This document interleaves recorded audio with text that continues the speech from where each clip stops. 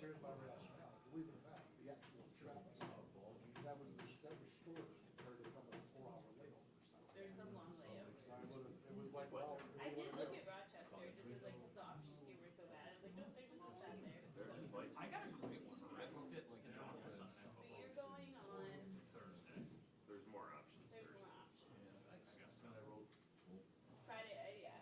The Sunday options, if you, they're only really bad from my perspective because I'm trying to make it back 3 hours. Yeah, which makes sense. Make it back for what? Soccer. Okay. Is that still like possible online? Yeah, at the moment it is, yeah. Yeah. You'd have to read it. That's why they suck, which I did look at. Yeah. I Oh, thought. damn. I didn't think about that. It is doable. There's an 11, I know, there's an 11:59 on United through Newark that gets you back there for 10 something. See, Yeah. that doesn't, yeah. You're considering that, right?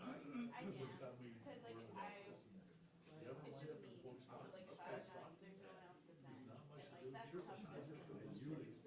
To miss the whole local thing, I did the red eye up in the Seattle game last year, and that's what review, and it sucks. Oh, I will be honest, you should have talked to me that day, if you see me, like, I will be in a lot of meetings, but I haven't, right now I'm on when it gets back. It's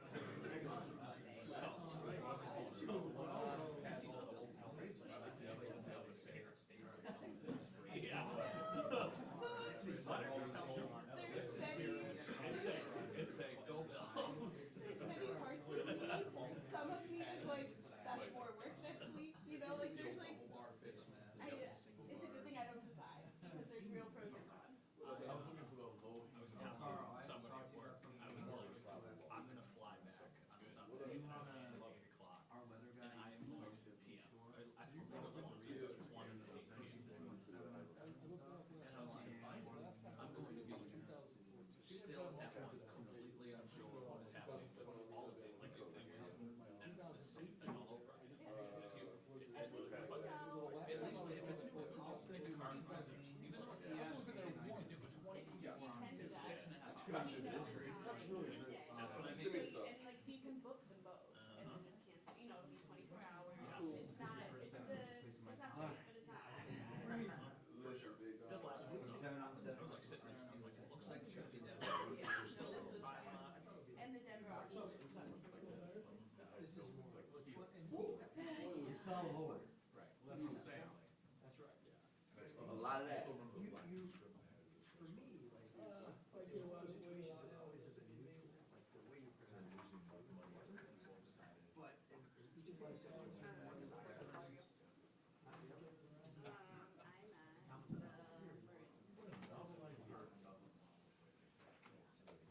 the price I got. What did you do? It was like one. Maybe that's right. Oh, no, we also stayed one night someplace in the middle of New Mexico.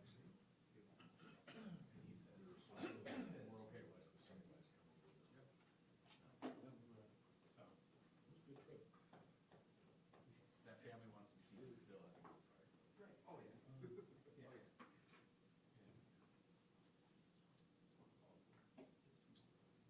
Oh, she did not clarify that. He would fit this. You would? Was that how that was phrased? No.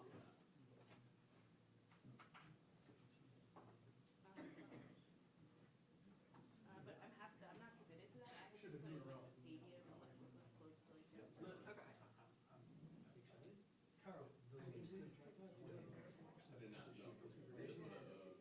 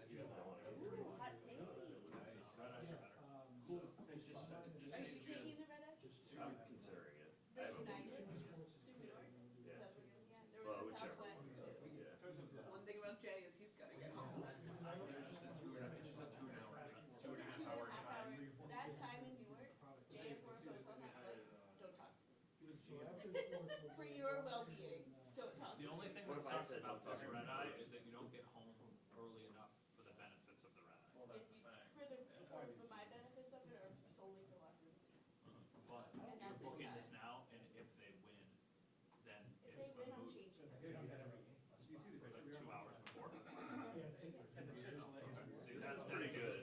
Leaves at midnight, gets in at 10:49. Yeah, It's that's the cheap. one. Yeah. That I'm might be, still holding out. that's We're my gonna other add option. something back. oh, that layover is rough. 3.5 hours. That's why you can't talk to Elena. In Newark of all places.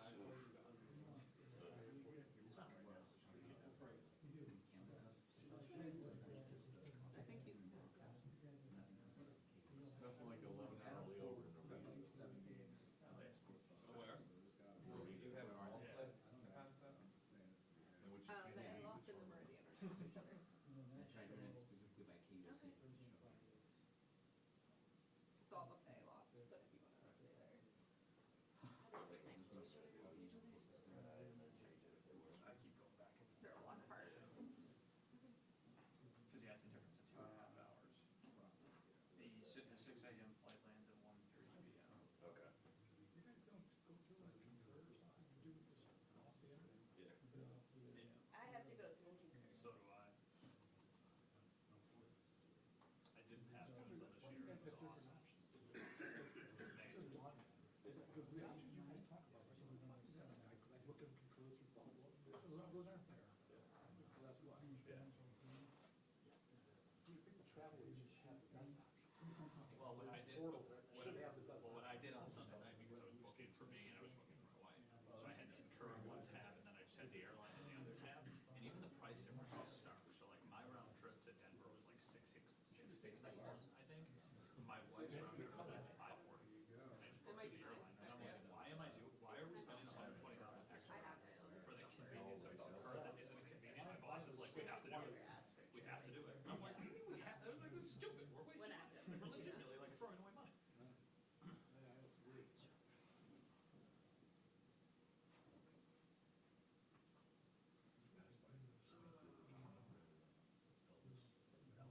Did you see the Bryson tweet?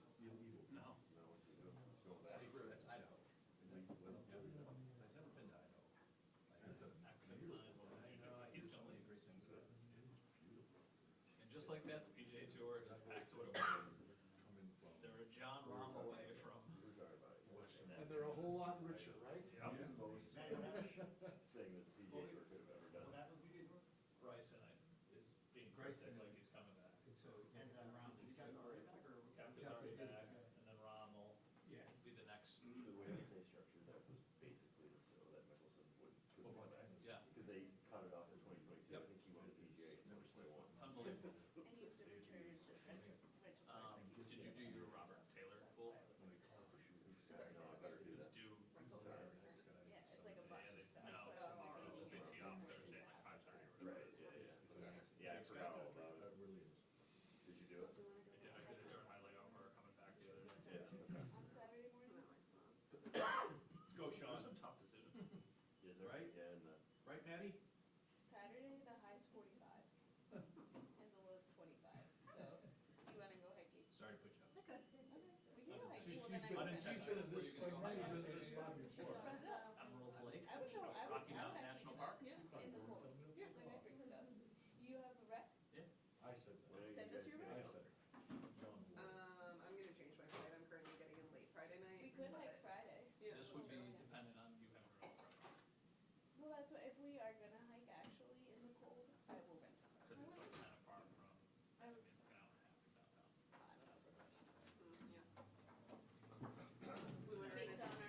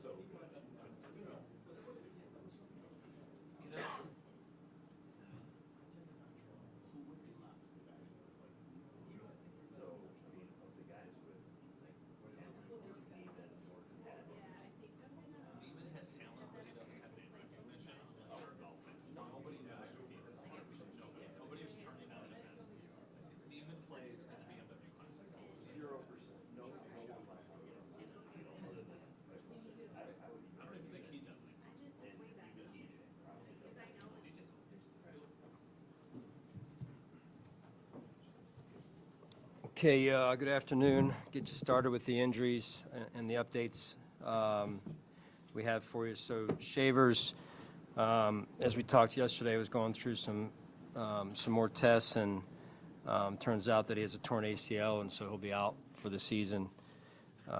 Tough loss. Certainly praying for him, and just amazing what he was able to do to come back in the game and play the way that he did. Jordan Poyer, Max Harrison, Ty Johnson, all three of those will not practice. Matt Prater will not practice. He should kick, however, tomorrow. Dalton Kincaid, Terrell Bernard, Josh Allen, AJ Epinesa, Matt Milano, Greg Rousseau, all will be limited today. Damar Hamlin will be full. And then Curtis Samuel and Ed Oliver, I think we talked about this yesterday, will be out there for practice. So with that, time's yours. Sean, just the wide receiver room down, we talked about it yesterday actually, but losing another guy, what is that room, I guess, what does that mean for this room this week? Yeah, another guy's got to step up.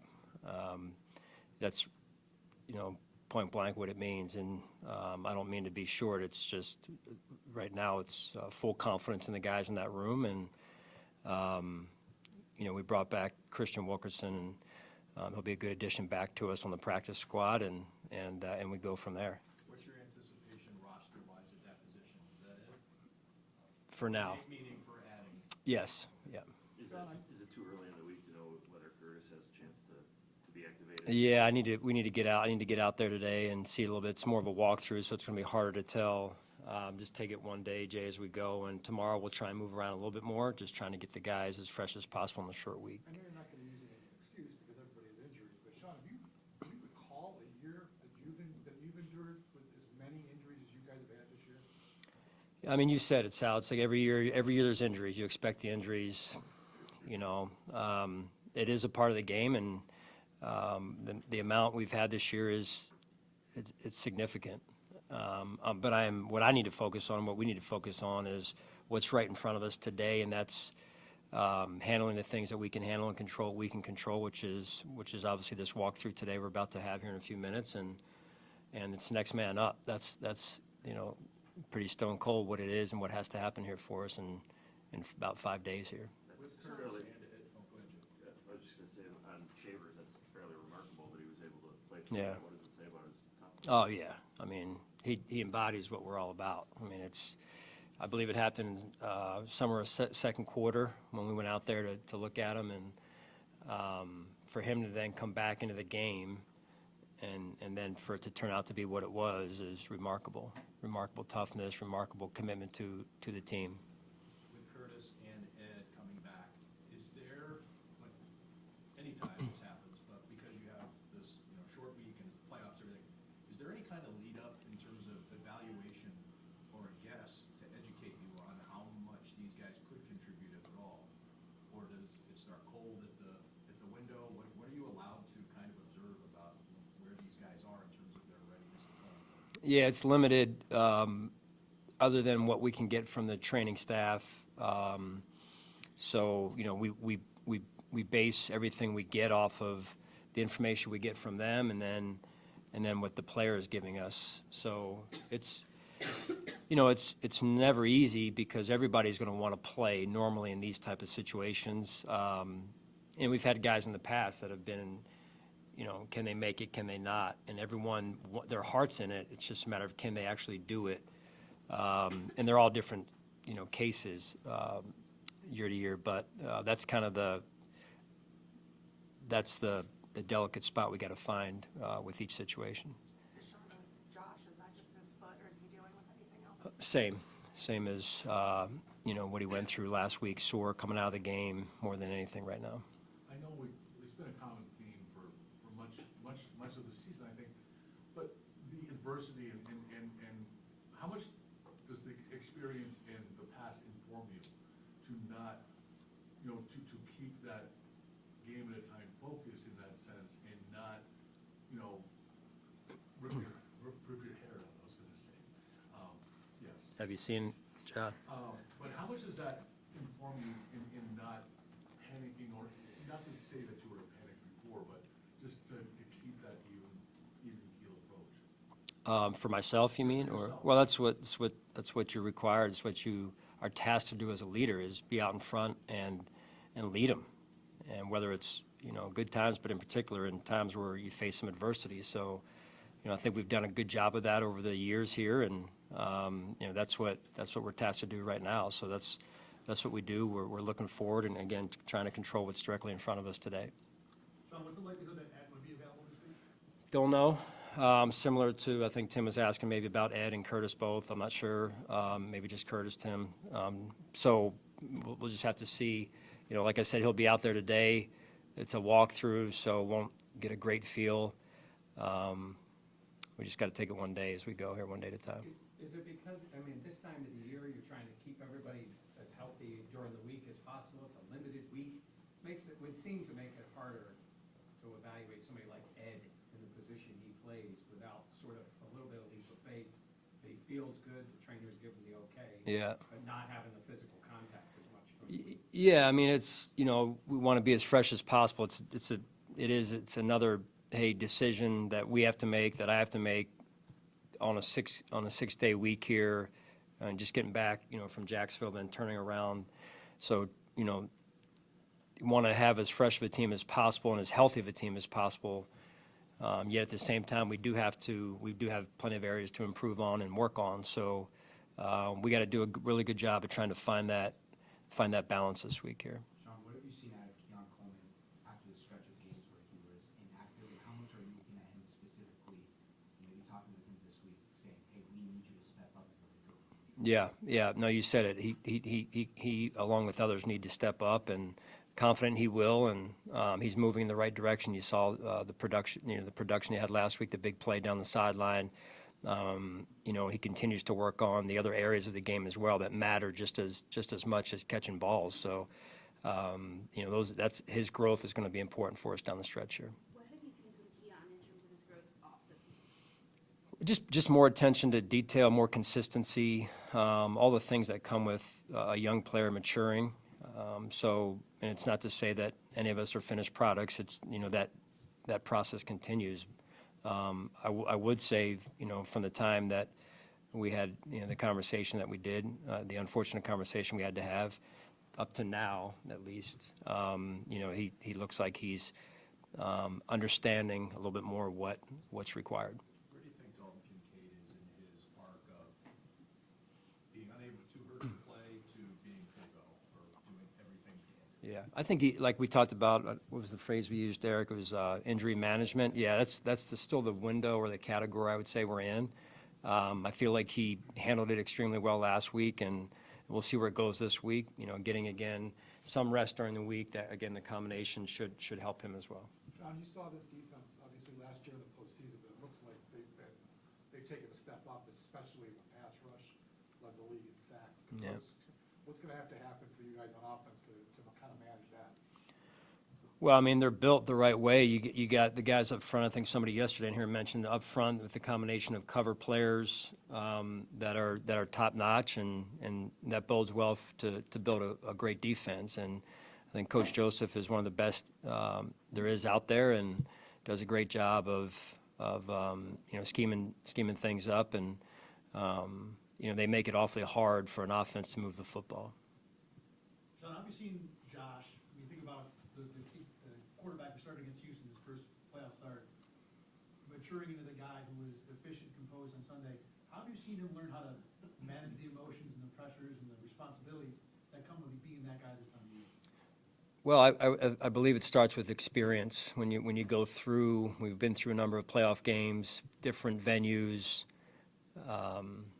what have you. It's, you kind of, I don't want to say get used to it, but there's a certain level of poise you build and composure from the experiences you go through. And then his process this time of year is as good as anybody's out there. And it's, we were where we were last week, and we turned the page, and now we're focused on all of our process this week, and we stay true to that process, and that's usually what'll set you up to give yourself a chance at least. Joey said it, and Bobby said it. Joey also needs to be better. What are your thoughts in regards to how he played last weekend and how much he needs to step this game in Denver? Yeah, we're going to need everyone. I mean, that's the short answer and the simple truth. We're going to need everyone. It's a great team, number 1 seed in the AFC, and they've earned that. So we're at their place, you know. So it's that type of game, and you've got to be able to do your 1/11th at a very high level. If we don't make the adjustments this week and the improvements we need to make, it's going to be really hard, awfully hard on us for us to get a win out there. I mean, they're just that good. So, we've got a hill to climb in front of us here. Denver's defense is really good in the red zone. What makes a defense excel inside the 10? Well, the space, obviously shortens down there. But when you've got speed and pass rushers, that's a pretty good combination. And those pass rushers they're longer type of guys and twitchy at the same time. So, like I said before, the roster speaks for itself, and the way that they play also is extremely impressive. How much different is the quarterback from the guy you saw last year? Improved, definitely improved. He was good last year. I mean, it's hard to be good as a rookie. Very few are. He was one of what I thought was one of the few that I've been around that is, you could qualify as good as rookie year. And obviously they made the playoffs last year, and then what he's been able to do this year and the way that they've developed him. And, Coach Payton's got a history of doing that with quarterbacks. So, he's definitely playing high-level football. Sean, how much do you think your team embraced and kind of relished the opportunity to go on the road, and now the adversity that they have to? It feels like it's a little different to go on the road and try and win a playoff game than when you've been at home. Was it something that you feel like they embraced? Probably a better question for them. We're just focused really on trying to play our best football, and these guys work hard at it, take a lot of pride in it. But I would say overall, they just like playing football together. They're a connected group, and they like playing football together. And I think that's the key is they like being around each other. And with that, you go on the road, and it's honestly, you get on the road and you stay in a hotel for a few hours and you get up and you play. So I'm not sure if it's as much that as it is. They take pride in what they do. How much importance for that, this altitude matter? I know we talked about what you can do, but are you a believer that it's a big thing, just something to think about? Yeah, I'm a believer that it's real. So you hear a lot of different things about it, but at the end of the day, we've got to manage it in order to play a winning level of football for ourselves. And then Mike Tomlin resigned today. Yeah. Your thoughts on that? Oh man, what a career, right? For me, first getting introduced to Mike on campus at William & Mary years ago, he was a role model, trailblazer for me in terms of he was one of the captains on our team, and yet a really good football player, and then also a great person who attended FCA, Fellowship of Christian Athletes, stood in the middle of the practice and in the all up at the end. And I remember Mike announcing that there was Fellowship of Christian Athletes that night to all the freshmen, and I was a freshman at the time. So he was just at that point you could tell he was going to do great things in his career and his life, and that's what he's done. So true honor and pleasure to be around him. All right, thank you.